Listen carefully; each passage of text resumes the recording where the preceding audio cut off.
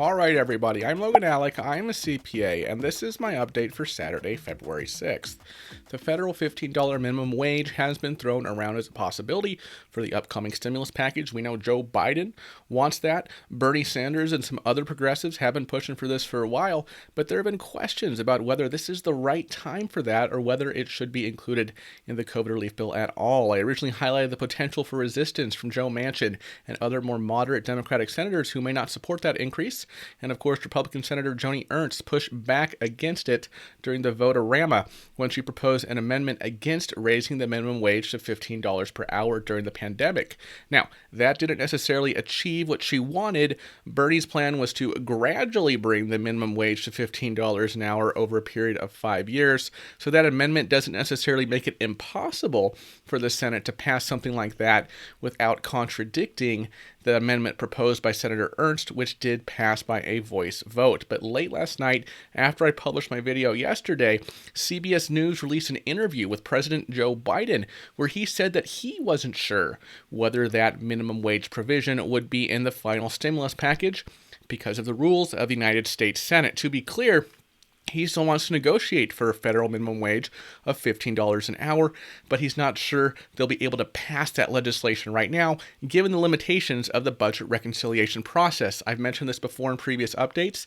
The advantage of reconciliation from the Democratic perspective is that they only need 50 votes, plus the tie-breaking vote from Vice President Kamala Harris.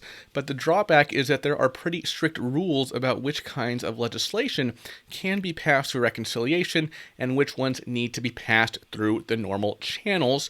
Those normal channels, of course, are vulnerable to a filibuster in the Senate unless you can get at least 60 votes for cloture. Reconciliation bills also need to be directly related to the budget, which is going to be tough to prove in the case of the minimum wage. Yes, changing the minimum wage will affect the budget in some ways, that's Bernie Sanders' point, but that aspect probably isn't central enough to allow them to accomplish that through reconciliation. And especially with Biden coming out and expressing doubt about this plan, it's looking less and less likely that this is going to be part of the upcoming relief bill. Biden's team also announced several new plans to streamline the vaccine rollout and increase production of gloves, rapid tests, and other necessary equipment. Lloyd Austin, the Secretary of Defense, deployed a little over 1,000 troops for the Federal Emergency Management Agency, aka FEMA, to help at some of the largest vaccination sites in the country, including one in Los Angeles and another in Oakland. They're expected to begin that operation next Monday, so just over a week from now. Along with providing troops, the Biden administration also invoked the Defense Production Act to accelerate production. They hope to make 1 billion nitrile gloves per month, plus 61 million or more total point-of-care or at-home COVID-19 tests by this summer. These efforts are particularly urgent given the new variants of COVID that have been popping up recently, including one from South Africa that was recently identified for the first time in the United States.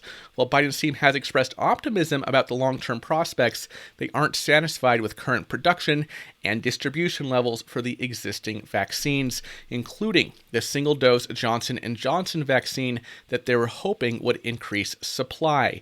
Andy Slavitt, a senior advisor on the COVID-19 response team, said, "As is the case with other vaccines, we have not found that the level of manufacturing allows us to have as much vaccine as we think we need coming out of the gate.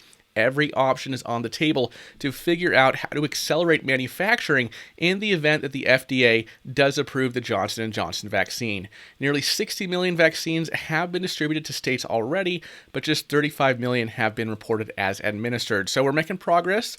35 million is at least over 10% of the American population, but it could be a while before we have mass vaccinations to the point that they start to significantly reduce transmission of COVID-19. Some people have also reported complications with getting the second dose after they've already received the first dose, particularly in states like Washington and Connecticut that don't necessarily schedule both appointments at the same time. Now, there's a little room for error here. You don't necessarily need to get the second dose on a particular day. It's not like you'll have to restart the sequence if you miss your appointment.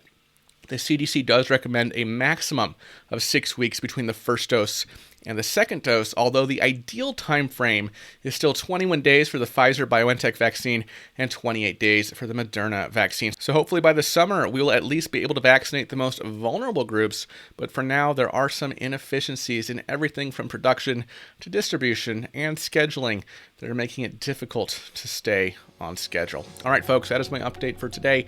The House will be moving at full speed on COVID relief starting on Monday, so make sure to stay tuned for more daily updates, and I will see you in the next video. Bye-bye.